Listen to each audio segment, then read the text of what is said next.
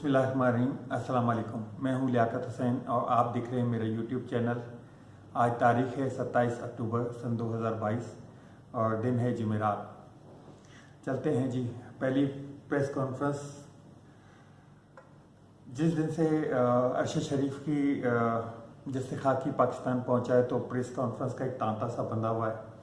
पिछले कुछ 24 घंटों में लगातार कोई 5 से 8 प्रेस कॉन्फ्रेंसें हो चुकी हैं, जिसमें सबसे पहले हम जिक्र करते हैं फैसल वाडा की प्रेस कॉन्फ्रेंस, जो कल रात को 9 बजे इस्लामाबाद में पेश की गई। फैसल वाडा के हवाले से इस फैसल वाडा की प्रेस कॉन्फ्रेंस को तमाम चैनल्स ने अपनी नशरियात रोक के लाइव चलाया, बशमूल पीटीआई के, पीटीवी के। और मज़े की बात यह है कि इस प्रेस कॉन्फ्रेंस के लिए इस्लामाबाद प्रेस क्लब ने खतूत लिख के, अपने लेटरहेड पे खतूत लिख के सहाफ़ियों को मदऊ किया।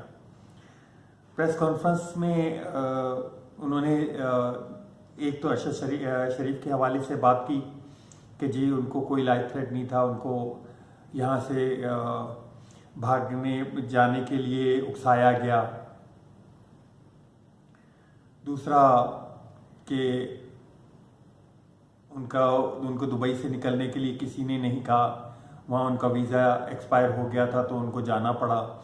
उनके पास कोई और वीज़ा नहीं था तो इसलिए वो कीनिया चले गए। और अरशद शरीफ का जो मर्डर हुआ है उसके ताने बाने पाकिस्तान से मिलते हैं।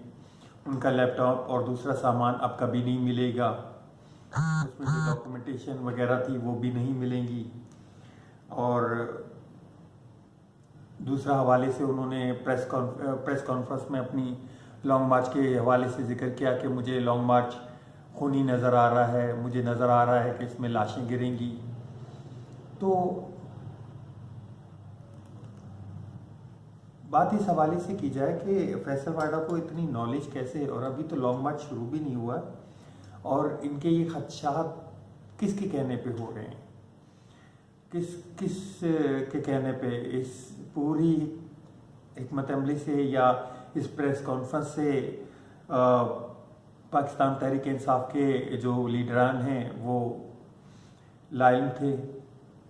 उनको जब इस प्रेस कॉन्फ्रेंस का पता चला तो उन्होंने राब्ता करने की कोशिश की फैसल वाडा से, और बकौल उनके कि फैसल वाडा ने उनके फ़ोन बिजी किए, उनको जवाब नहीं दिया या उनसे बात नहीं की। और जो खदशात का जिक्र कर रहे हैं वो, ये खदशात कितने वैलिड हैं ये तो कोई उनसे पूछे कि ये किसके कहने पे कर रहे हैं। और लॉन्ग मार्च के हवाले से उन्होंने अपने सोशल मीडिया अकाउंट से तकरीबन कोई 22 घंटे पहले, प्रेस कॉन्फ्रेंस से 22 घंटे पहले उन्होंने तो लोगों को दावतें दी हैं कि जी आएँ, पाकिस्तान की खातिर निकलें, अपने बच्चों के मुस्तकबिल की खातिर निकलें। तो ऐसा क्या हुआ 22 घंटे में कि वो उन्होंने अपनी प्रेस कॉन्फ्रेंस करके एक खुदकुश हमला ही कर देते हैं अपनी पार्टी पे, वो किया उन्होंने। अब इस प्रेस कॉन्फ्रेंस के फ़ौरन बाद ही राना सनाउल्लाह का भी बयान आया कि जी फैसल वाडा जो कुछ कह रहे हैं बिल्कुल ठीक कह रहे हैं। उसके थोड़ी प्रेस कॉन्फ्रेंस ख़त्म होने के मेरे ख्याल से चंद ही मिनट बाद लंदन में बैठे हुए नवाज शरीफ अपने घर से बाहर निकलते हैं और लोगों को बताते हैं कि जी फैसल वाडा के जो खदशात हैं वो बिल्कुल दुरुस्त हैं और ऐसा ही होगा कुछ, और उनकी अपनी पार्टी का बंदा ये बोल रहा है।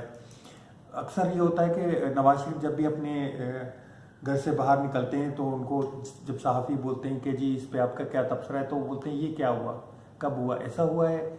लेकिन इधर उनको ऐसा लगा जैसे वो प्रेस कॉन्फ्रेंस का वेट कर रहे थे।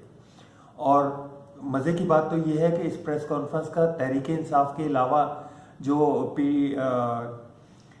मुस्लिम लीग नून के कुछ जो सरबराह हैं, कुछ वर्कर हैं, उनको तो पहले से ही पता था। वो उन्होंने अपने ट्वीट में इजहार भी किया कि देखें रात को फैसल वाडा कैसे लॉन्ग मार्च की धज्जियां उड़ाते हैं और लॉन्ग मार्च के हवाले से क्या अपडेट देते हैं। गरीदा फारूकी को कैसे मालूम हुआ कि फैसल वाडा प्रेस कॉन्फ्रेंस करने जा रहे हैं, और प्रेस कॉन्फ्रेंस में वो इमरान खान को ही इमरान खान पे या लॉन्ग मार्च के हवाले से तनकीद करेंगे। खैर, जो ये इन हालात के बाद ही असद उमर मीडिया पे आए और उन्होंने प्रेस कॉन्फ्रेंस से लाताल्लुकी का ऐलान किया और कहा कि पाकिस्तान तहरीक इंसाफ इनके बयानात पाकिस्तान तहरीक इंसाफ की हिस्सा नहीं है, या पाकिस्तान तहरीक इंसाफ इस तरह के बेबुनियाद मनगढ़ंत प्रेस कॉन्फ्रेंस को के लिए नहीं कहा गया, ना ही पूछा गया इसका। और उन्होंने इनकी पार्टी रुकनीत मुअत्तल कर दी और 2 दिन के अंदर शोकाज नोटिस किया है इनको कि आप जवाब दें कि किसके कहने पे ये प्रेस कॉन्फ्रेंस की गई। अब आगे चलते हैं। DGIS-PR की प्रेस कॉन्फ्रेंस हुई है 12 बजे, तदफीन से तकरीबन 2 घंटे और लॉन्ग मार्च से 24 घंटे पहले। और इसमें जो अनहोनी बात ये थी कि इसमें DGISI की नदीम अंजुम की शिरकत भी थी। DGIS-PR जनरल इफ्तिखार बाबर ने कुछ सवालात रेज़ किए, उन पे फिर उन्होंने मीडिया से भी बाद में बातचीत की, मीडिया से सवालात भी लिए। और उन सवालात में ये था कि पाकिस्तान में अरशद शरीफ बहुत सेफ थे, अरशद शरीफ को कोई ऐसा इशू नहीं था, कोई थ्रेट नहीं था, कोई लाइफ थ्रेट नहीं था। और 9 अगस्त को उनको खैबर पख्तूनख्वा हुकूमत ने एक ख़त दिखाया, थ्रेट लेटर दिखाया, जिसके बाद उन्होंने पाकिस्तान छोड़ने का एक डिसीजन लिया और तकरीबन 10 अगस्त को वो पेशावर से दुबई के लिए रवाना हो गए। और वहाँ पे दुबई में उनके होटल का बंदोबस्त किसने किया और वहाँ पे उनके इंतज़ामात किसने किए, उसके बाद वो नैरोबी ही क्यों गए। नैरोबी में उनके साथ जो हादसा पेश आया उसके मुतालिक तहकीकाती हवाले से एक बात की जा रही थी कि इन सब पे तहकीकात होनी चाहिए, बिल्कुल होनी चाहिए। तहकीकात के तो ज़रूरी हैं क्योंकि बहैसियत इदारा पाकिस्तान अफवाज एक बेहतरीन इदारा है और ये वो इदारा है जिससे पाकिस्तान का बच्चा रोमांस की हद तक मोहब्बत करता है, प्यार करता है। और पाकिस्तान के इदारे जितने मजबूत होंगे पाकिस्तान उतना ही ज़्यादा मजबूत होगा। मैंने कल के व्लॉग में अपना ये जिक्र भी किया था कि पाकिस्तान के इदारे जितने मजबूत होंगे पाकिस्तान की आवाम भी उतनी ही मजबूत होगी और पाकिस्तान भी उतना ही मजबूत होगा। तो बात कहते हैं कि फिर नदीम अंजुम के बारे में बताता चलूँ। नदीम अंजुम DGISI जब इन्होंने 1 साल पहले अपना ओहदा संभाला था तो ये मीडिया पे आना लाइक नहीं करते, ना ही अपनी तस्वीर के किसी मीटिंग में इनकी तस्वीर भी आ जाए तो उसको भी वो कटवा देते हैं। तो 75 साल हिस्ट्री, पाकिस्तान की हिस्ट्री में पहली दफ़ा DGISI प्रेस कॉन्फ्रेंस में आए और लोगों के सवालों के जवाब दिए। एक सवाल के जवाब में उन्होंने बताया कि मैं अपने इदारे के लिए आया हूं सामने और अपने जवानों के लिए आया हूं सामने। इसके आगे चलते हैं आज की मज़ीद, क्योंकि इस प्रेस कॉन्फ्रेंस के बाद मज़ीद प्रेस कॉन्फ्रेंसें शुरू हो गई थी। सनाउल्लाह वज़ीर दाखिला राना सनाउल्लाह ने भी प्रेस कॉन्फ्रेंस की। उसके बाद PTI के पाकिस्तान तहरीक इंसाफ की तरफ से भी प्रेस कॉन्फ्रेंस हुई। असद उमर ने बताया उसमें कि जी, और बताया क्या, सबको मालूम है कि पाकिस्तान में अरशद शरीफ के साथ जो हालात हुए, 16 FIR हैं उनके खिलाफ दहशतगर्दी की कटी। उसके बाद उन्होंने 12 जुलाई को पाकिस्तान के सदर और चीफ जस्टिस सुप्रीम कोर्ट को भी खत लिखा, अपने थ्रेड के हवाले से, अपना लाइफ थ्रेड के हवाले से बात की, अपनी ज़िंदगी के हवाले से, ज़िंदगी के तहफ़्फ़ुज़ात की हिफाजत के लिए उन्होंने दरख्वास्त दी, अपनी प्रोटेक्शन मांगी थी उन्होंने। उसके बाद जो उन पे 16 FIR कटी थी वो भी गद्दारी की, उनके हवाले से उन्होंने बताया। उसके बाद हालात इतने तंग हो गए थे कि वो पेशावर से दुबई के लिए फ़्लाइट ली और ये हादसा आगे जाके हुआ। अब चलते हैं अरशद शरीफ के जनाजे से। आज अरशद शरीफ का जनाजा 2 बजे था दोपहर में, इस्लामाबाद फैसल मस्जिद में। लाखों लोगों ने शिरकत की, लाखों लोगों ने प्यार दिया उनको अपना, और उनकी वालदा की एक ख्वाहिश थी कि मेरे बेटे का जनाजा जो है वो फूलों से लदा हुआ होना चाहिए। तो पाकिस्तानियों ने बेपनाह, मैं कहता हूँ कि इतना प्यार पाकिस्तानी किसी सहाफ़ी को शायद ही मिला हो, और इतना बड़ा जनाजा शायद ही किसी पाकिस्तानी सहाफ़ी का हो या आज से पहले किसी सहाफ़ी को मिला हो। और अल्फाज नहीं मिलते कि जो प्यार उन अवाम ने उनके लिए दिखाया। और ये वही सहाफ़ी हैं जिनके ऊपर गद्दारी के पर्चे हुए थे। आज अवाम ने शिरकत करके दिखाया कि ये पाकिस्तान से सबसे ज़्यादा मोहब्बत करने वाला सहाफ़ी था, और पाकिस्तान से मोहब्बत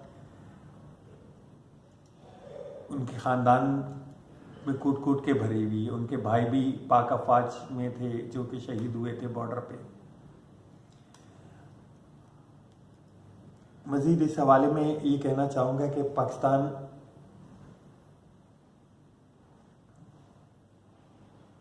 अरशद शरीफ के हवाले से जितना भी कहा जाए मैं तो समझूंगा कम है। असद उमर से जब बात हो रही थी उनकी प्रेस कॉन्फ्रेंस में या उनके जो कुलीग से बात हुई, तो जो बातें की गई कि जी अरशद शरीफ को यहाँ से डरा धमका के और बना के बताया गया। अरशद शरीफ एक डॉक्यूमेंट्री जर्नलिस्ट थे, और दूसरा वो डिफेंस के भी जर्नलिस्ट थे। उनके बहुत अच्छे राब्ते थे पाकिस्तान फ़ौज में, और जब भी कभी सियाचिन पे उनको मौका मिला तो वो फ़ौरन पहुंच गए। आपको पता है फरवरी में जो इंडिया से मुदाखलत की गई थी उसके फ़ौरन बाद वो वहाँ पे पहुंच गए थे। और जब पाकिस्तान में वज़ीरिस्तान का जो ऑपरेशन हो रहा था उसके हवाले से भी उन्होंने कवरेज की हुई है। तो वो डॉक्यूमेंट्री जर्नलिस्ट थे। इतनी आराम से उनको कैसे किसी के कहने पे या उनको किसी ने पढ़ा दिया और वो ऐसे यहाँ से पाकिस्तान से चले गए हो, ऐसा नहीं है। और वो जो मैं तो ये समझता हूँ कि अरशद शरीफ ने जो भी किसी के लिए बात की या किसी पे उन्होंने डॉक्यूमेंट्री प्रूफ रख के उसके खिलाफ बात की है। और उनके व्लॉग भी उठा के देख सकते हैं उन्होंने किन किन खानदानों की करप्शन को उजागर किया। आगे चलते हैं हम इमरान खान के हवाले से, लॉन्ग मार्च के हवाले से। तो लॉन्ग मार्च कल शुरू हो रहा है बरोज़ जुम्मा 11 बजे लिबर्टी चौक से। इमरान खान की तमन्ना तो यही है कि इसको जितना ज़्यादा हो सके मैं पुरअमन रखूँगा। और उन्होंने आज से पहले कुछ दिन पहले उन्होंने कहा कि मैं इंशाल्लाह इसको इतना पुरअमन रखना चाहूँगा कि लोग आके इंजॉय करेंगे इसको। और ये लॉन्ग मार्च गुजरात GT रोड से होता हुआ 4 नवंबर को इस्लामाबाद पहुँचेगा। अब से कुछ देर पहले उनका एक आमिर मतीन के साथ इंटरव्यू चल रहा था 92 न्यूज़ पे, जिसमें उनसे सवाल पूछा गया फैसल वाडा के लिए। तो फैसल वाडा के लिए उनके अल्फाज ये थे कि मैं फैसल वाडा पे बहुत भरोसा करता था, मुझे उम्मीद भी नहीं थी कि ये फैसल वाडा इस तरह की हरकत करेंगे। और ये किसके कहने पे कि ये उन्होंने बोला जी ये डर्टी हैरी के कहने पे इन्होंने ये प्रेस कॉन्फ्रेंस की है, और डर्टी हैरी को खुश करने के लिए की है इन्होंने ये प्रेस कॉन्फ्रेंस। अब से कुछ देर पहले इतला मिली है कि FIA ने सीनियर जर्नलिस्ट गुलाम हुसैन को अपनी हिरासत में ले लिया है, और अभी मज़ीद इस पे डिटेल आना बाकी है। तो इंशाल्लाह हम कल मिलते हैं एक नए व्लॉग के साथ, एक नई अपडेट के साथ। चैनल को सब्सक्राइब और लाइक ज़रूर कीजिएगा और शेयर कीजिएगा। बहुत शुक्रिया। अल्लाह हाफ़िज़।